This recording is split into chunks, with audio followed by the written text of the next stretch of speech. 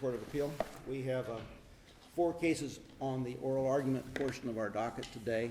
We will take them in the order that they appear. If you're the appellant, I will assume that you want to save about 5 minutes for rebuttal unless you tell me something to the contrary. So that will start with Erens versus Casper. Good morning, Your Honors. My name is Lori Dorman, and I have the pleasure of representing Dr. Donald Erens this morning. We are here on his appeal of a final judgment granting in part his supplemental petition for modification of child support. In our initial brief, we identified a number of errors made by the trial court, but in light of the acknowledgement in the Appellee's answer brief that there was a substantial material and permanent change in the party's financial condition, meriting a mandatory downward modification of child support, I'm going to limit my argument today to 3 points. First, the trial court made a fundamental error of law by failing to follow the procedure outlined in Section 6130. This fundamental error on its own is shown on the face of the judgment and requires reversal.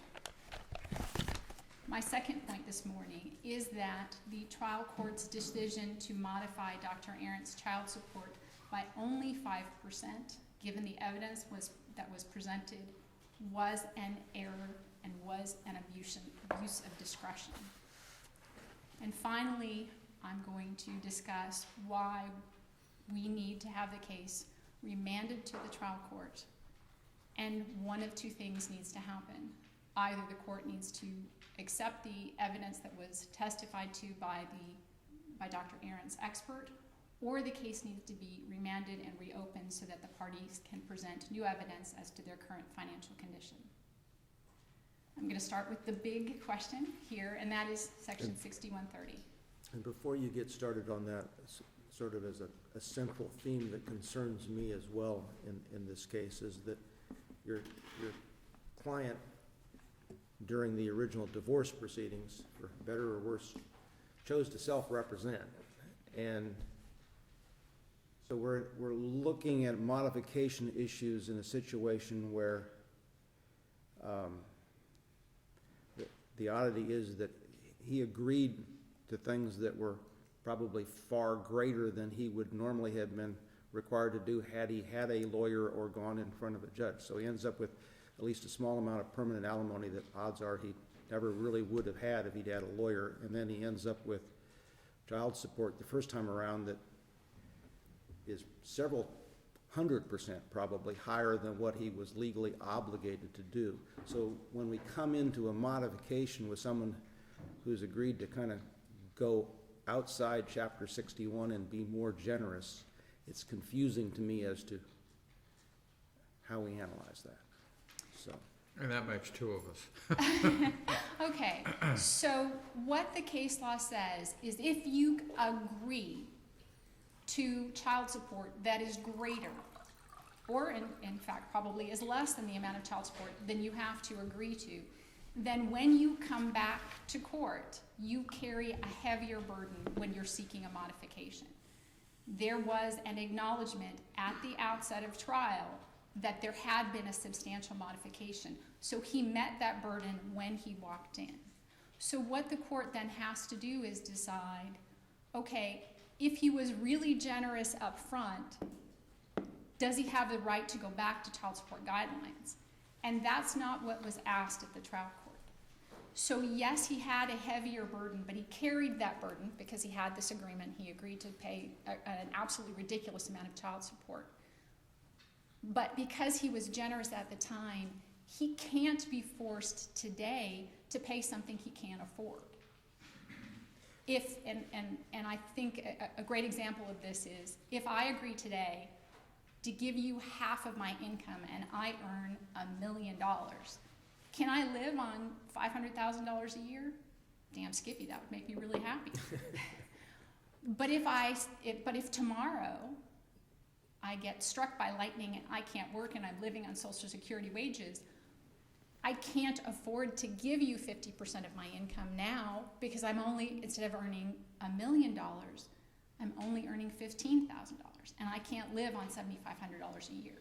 And that's really the balancing that we have to do here. But in the sense that he has a greater burden, and let's just assume for the moment he has established the greater burden as far as that there's been grounds for modification, what do we use to decide whether or not the 5% decrease is an abuse of discretion when we don't have the normal threshold to measure from? We have two things going on at the same time, and it's maybe the second thing that we need to talk about a little bit here. The first thing that we have is we have Dr. Erens having a big drop in his income. But the second thing, and the thing that really wasn't considered very much by the trial court, and in fact, if you read the transcript, you see this, Dr. Casper's income jumped by more than 50%. And that's not focused anywhere in the final judgment. There's not a statement in the final judgment that shows this shift. And that's really what we have here. And so it's that shift that the court needs to take into account when there's this reevaluation of what amount is appropriate. When Dr. Casper and Dr. Erens started their divorce in 2009, Dr. Erens was earning a very, very good living. And Dr. Casper was earning a good living too, but proportionately, her numbers were much lower.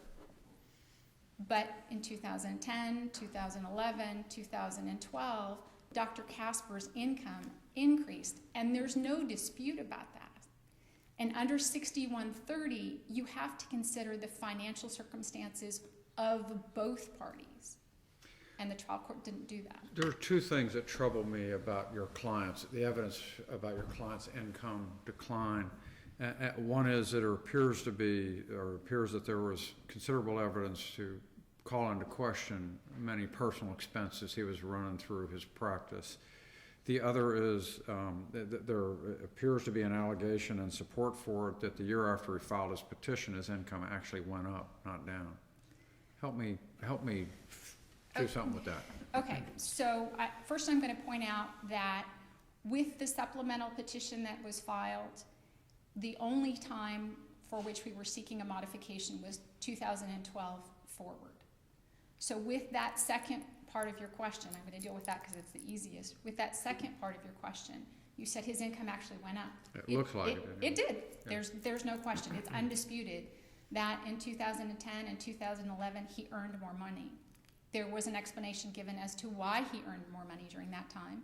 Also, Dr. Casper earned more money during that time. There was no modification sought for that period. There was more than enough. Dr. Casper was receiving more than enough money to pay all of her child expenses and all of her mortgage and other expenses. She was getting enough money, so there wasn't any additional need. So the fact that he filed that petition during that time period, it is the way it is. It's a fact of this case. But it doesn't change the fact that by 2012, his income had taken a nosedive, and even a further dive in 2013, while at the same time his ex-wife's income is going up. But you brought up another point, and let me get to that point, and that is what was going on with Dr. Erens' expenses. There were two items that were raised by the former wife in the modification proceeding, and those two items were the use of a storage unit and counseling from a therapist. And there's some question as to whether those expenses had been inappropriately run through the business. Do I remember that number is in the neighborhood of $100,000? And that number was thrown out by counsel. It wasn't testified to by an expert. It was an argument made by counsel. And that was not, in fact, the number that was found to have come through the business. That $100,000 was the total amount that counsel argued, without supporting evidence in the record, that counsel argued Dr. Erens paid for counseling. That wasn't what was paid for counseling through the business. That was what was paid for counseling in the totality of his life. I mean, as part of a modification, you get to see everybody's records. You get to see all of what they're using their money for, and that was evidence that was made available to her. The amount that those two items were, and I don't recall the exact number, but I believe that the total for those two items was about $20,000 that came through the business.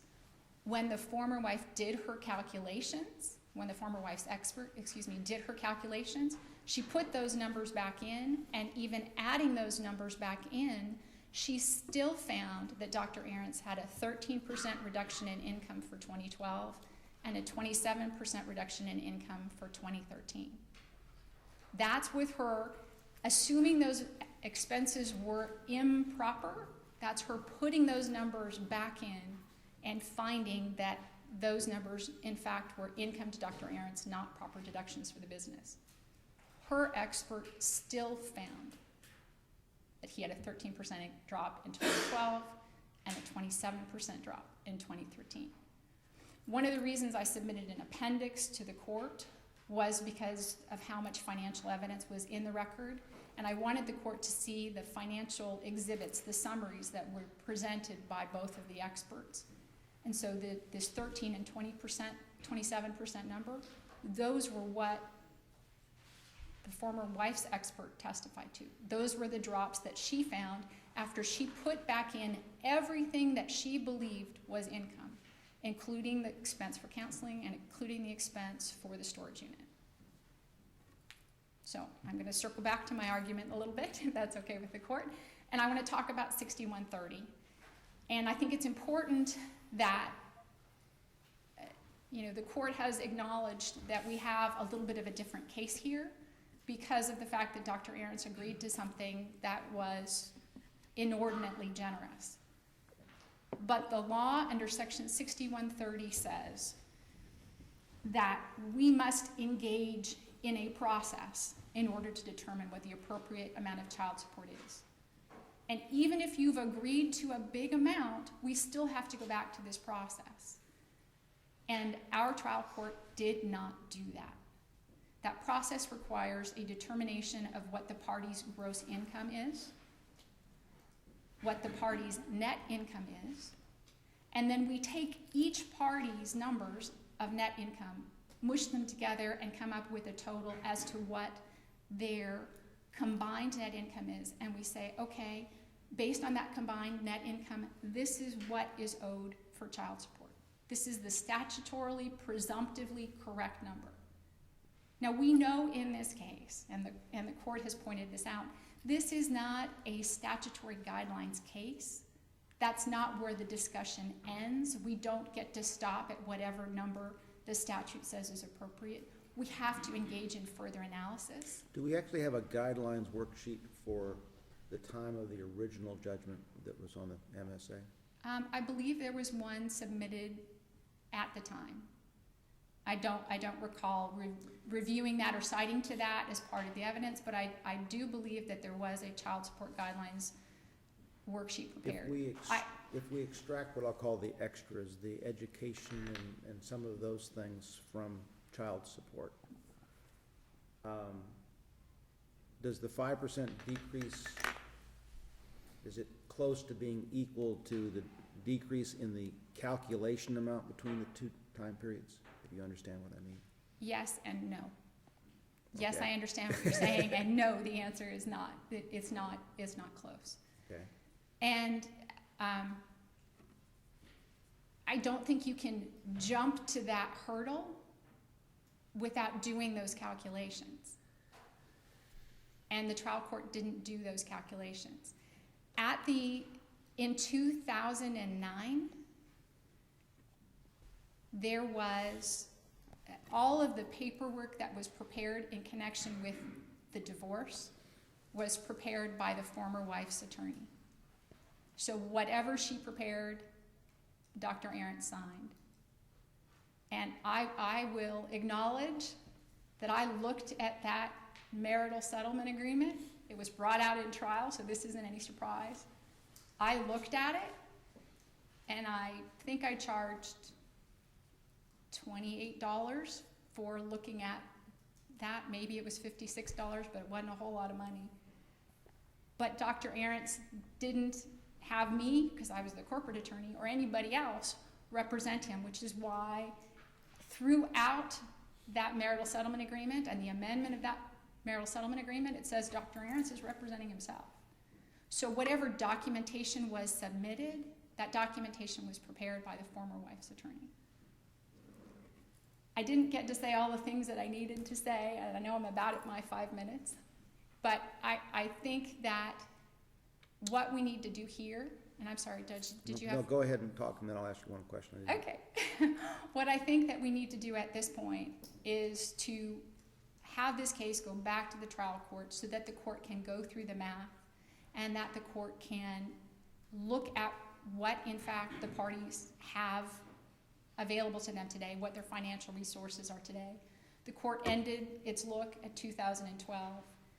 When this case gets back to the trial court, we're going to be in 2015, and the court needs to look at where the parties are now and make its determination as to what their net income is, what the guidelines say, and what an appropriate deviation is based on where the parties are given their current financial situation.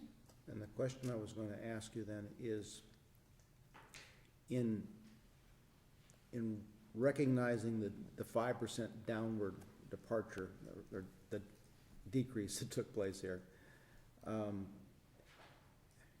in addition to that, initially the husband had contemplated that he would be paying like $15,000 a year for education expenses for a child who was fortunate enough to get into Pinecrest, which is about as good a public school as exists in the 2nd District. So he hasn't had that expense. So it seems to me that the decrease accounting for that is actually a little bit greater, and I didn't know how that factors into this.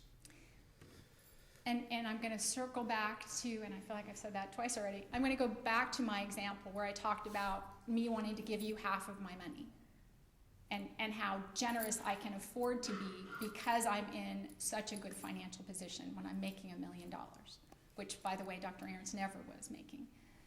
And the problem is that his financial situation has changed so significantly that he can't afford to do what he was doing before. Yes, it's true, his daughter is in Pineview. It is probably the best, not just public school, but best public and private school in Sarasota County. She's extraordinarily fortunate to be there. But the fact that he's not incurring that expense doesn't mean that he has an extra $15,000 he's putting in his pocket. Okay. I'll save you 4 minutes for rebuttal. Thank you, Your Honor.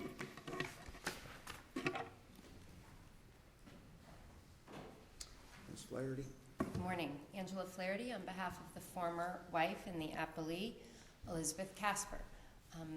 Judges, I believe there are some concerns and fatal flaws in the arguments raised by appellant, the majority of which I have addressed in my brief. However, I want to make sure we are all starting from the correct starting point, because I don't think any of that was argued by the former husband at trial, nor even really addressed in their brief, but of course is the starting point in a modification case.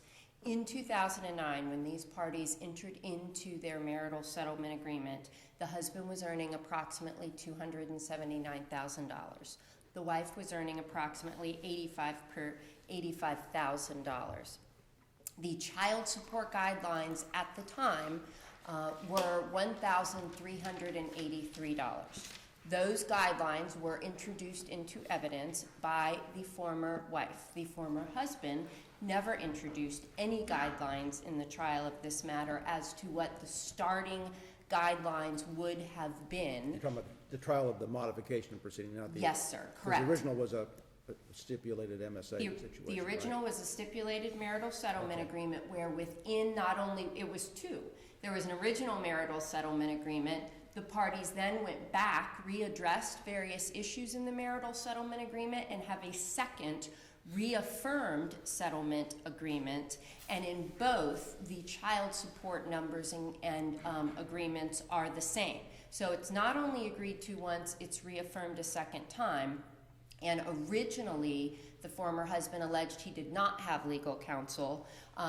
It came through a 3-day contested modification trial only through obtaining and introducing the attorney's fees billing records and the financial bank records that he had had legal counsel. He had received advice. In fact, the entries in those records that were introduced into evidence and testified to were that Ms. Dorman had reviewed the marital settlement agreement. So we don't necessarily believe it is undisputed that the husband did not have the benefit of legal counsel. What is undisputed is that he did have the benefit of legal counsel. When those incomes... He had no lawyer of record in the He had no lawyer of record in the settlement agreement, correct. There was only testimony that he had sought and received legal counsel prior to entering into that settlement agreement. Ultimately, he, at the time that child support would have been $1,383, he agreed to pay $6,800 plus the additional, a huge number of additional expenses, 100% of. Again, it's important to note that those were the terms and conditions. In addition to college expense, he agrees to pay the $6,000 a month in child support so long as the child's in college. Correct, all the way through masters. I mean, we're not even talking through 4 years, we're talking through 3 through 6 years. He agreed to send her abroad to study. He agreed to pay for his ex-wife to take her vacationing twice a year. He agreed to do a substantial number of things that equated to, at the time, which I think has to be the baseline, 60% of his net income.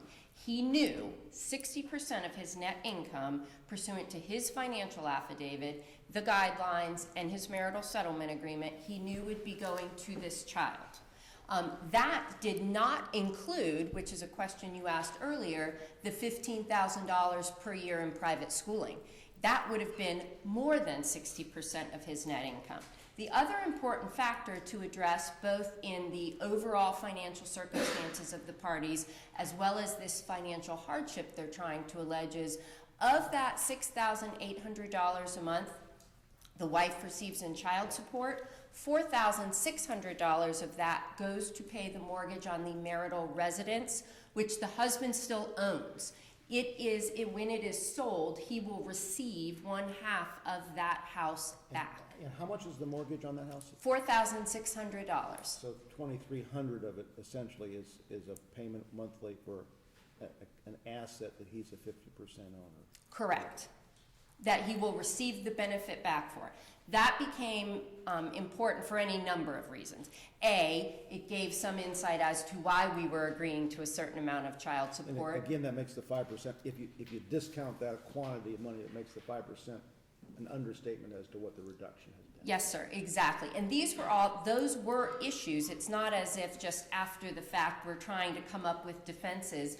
Those were the very issues. I mean, this was not a 2-hour child support hearing. This was a 3-day trial where each and every one of those issues was litigated by the court. So all of those starting factors, not a single one of which is actually addressed in the trial, in the proposed final judgment by the former husband, or in the appellate brief. And I guess one of the things I struggle with a little bit is a lot of the things that go for one side or the other really aren't recited by the judge in his findings at the end of the case, nor are they in the final judgment. And so you, as an appellate judge reviewing the 5% issue for abuse of discretion or even an error of law, it's kind of like a number that's grabbed out of the air, and that's always troublesome.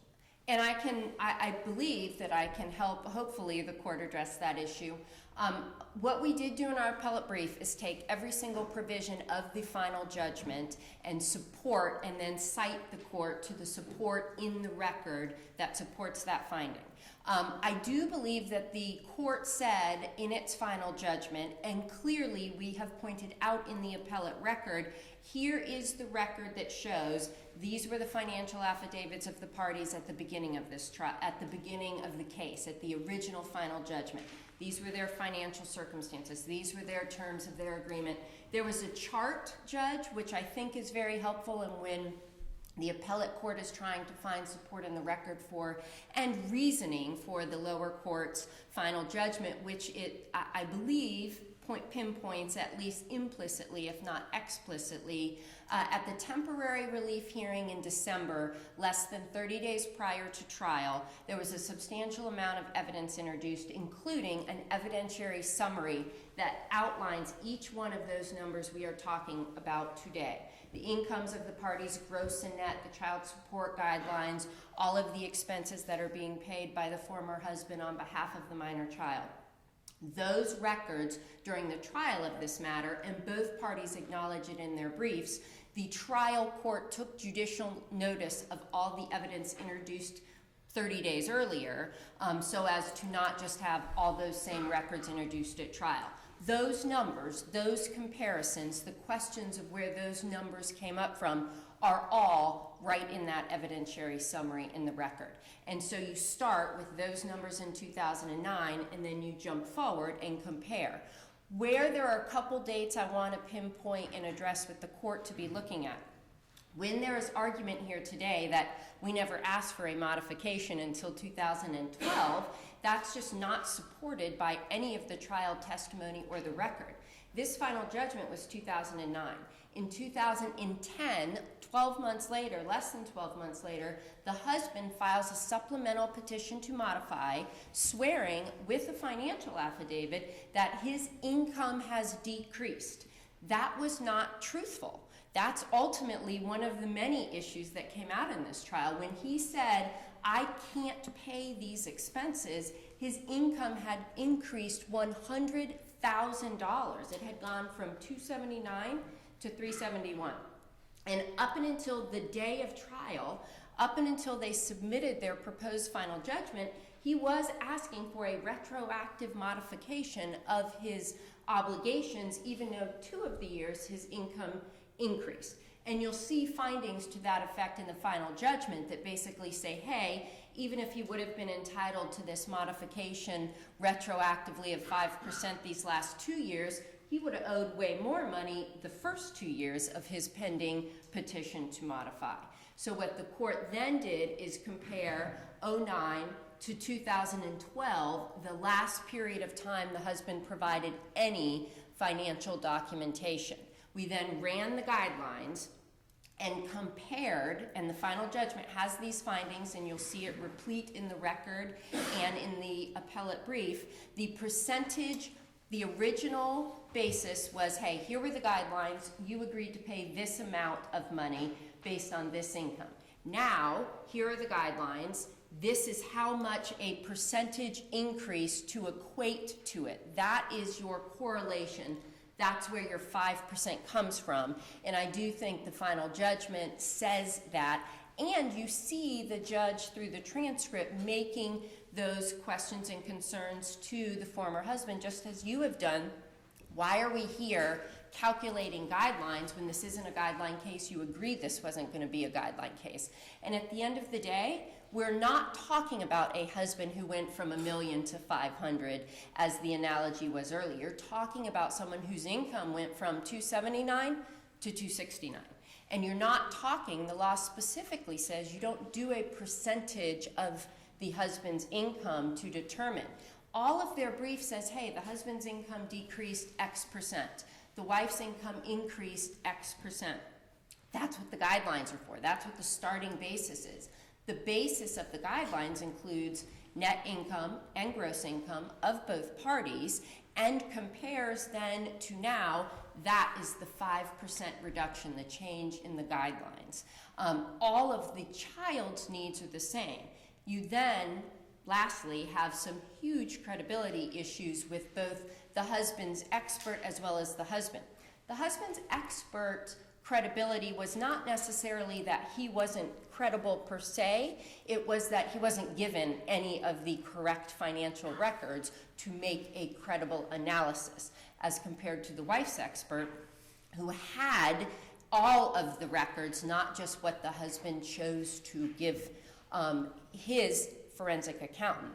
I think the court took consideration of the fact that the husband and the wife have had the same actual day-to-day accountant for more than 6 years, would have been the accountant that at the time of the final judgment, every day up and until trial, could have come in and said, these are the changes in his expenses, his income, this is the change when he changed partners. He chose not to bring that person. He chose to not even have his forensic accountant talk to that person, and rather he brought in a new forensic accountant 6 weeks prior to trial who never made an analysis from 2009 to 2012, only made an analysis from 2011 and 12, not the first 3 years. So he just didn't present the court with the ability to even accept his opinion if he wanted to, because it was the incorrect analysis based on incorrect records.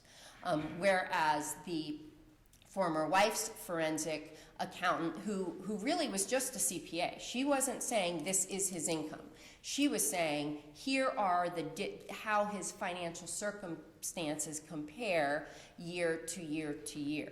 And then the court was unable to do anything with 2013 because despite going to trial in January of 2014, the husband chose not to provide any financial discovery past July of 2013. I cite in my brief specific testimony where the trial court says to the husband, how do you expect me to get a picture of your 2013 income when you're refusing to disclose the entire last 6 months of the year, even though we're in 2014? And even in the middle of a 3-day trial, myself as the trial attorney said, even bring them tomorrow morning. I can at least look at them, and they refused to provide that information.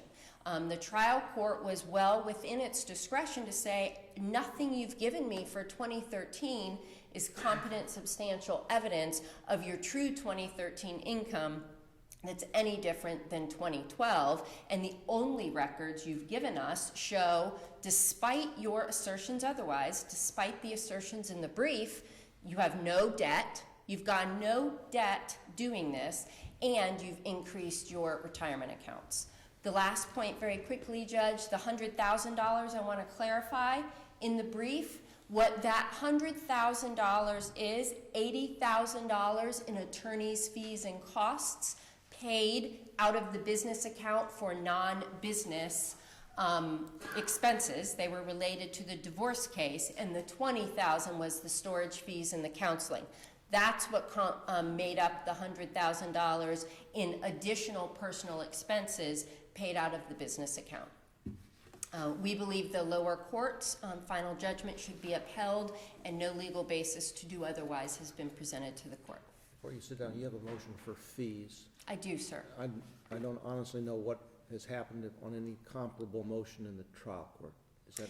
I can answer that. In December, the lower court found that the wife was entitled to temporary fees, gave the wife partial temporary fees. Talking about temporary fees for this appeal?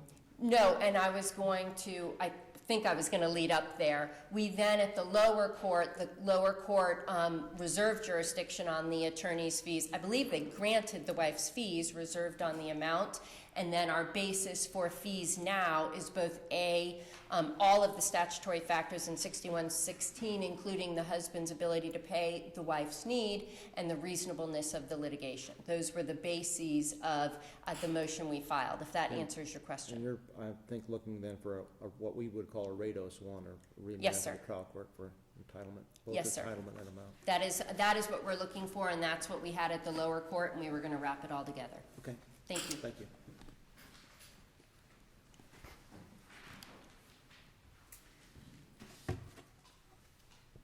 I saw the movie Up in the Air, and until I heard the court's comment about where this judgment came from, I didn't think that there was any relation to that movie and this case, but in fact, there is.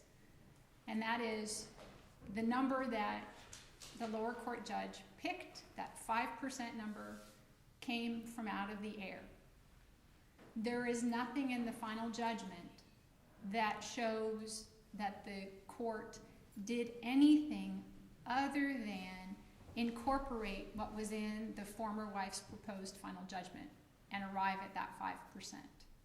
There's nothing in that final judgment that explains how the court arrived at the conclusion that 5% was the right And I number. guess the question I would have, and I haven't examined and done the math very carefully, but in the charts that were presented on the financials, and they are in our record, in fact, they're here on the bench with us.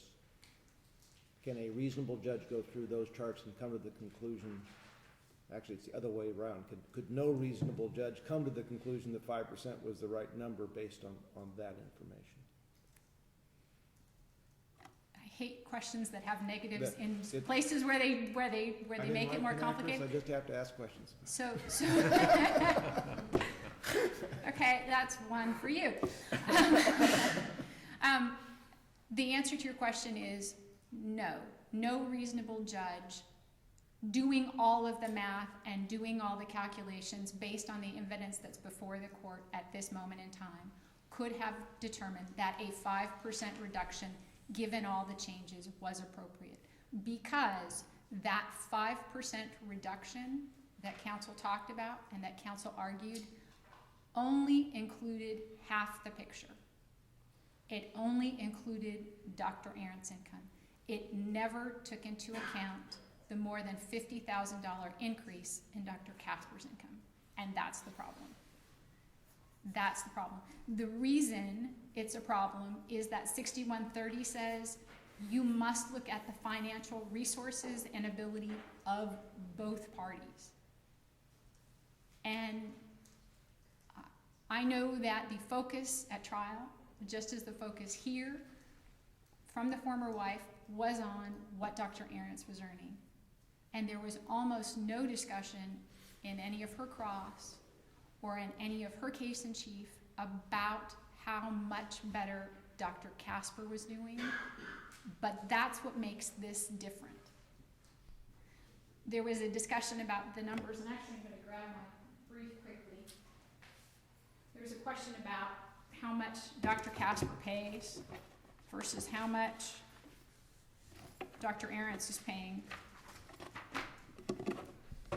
According to the testimony, Dr. Erens, by virtue of that 5% and the final court's order, by virtue of that 5%, Dr. Erens is now paying $64.60 in child support.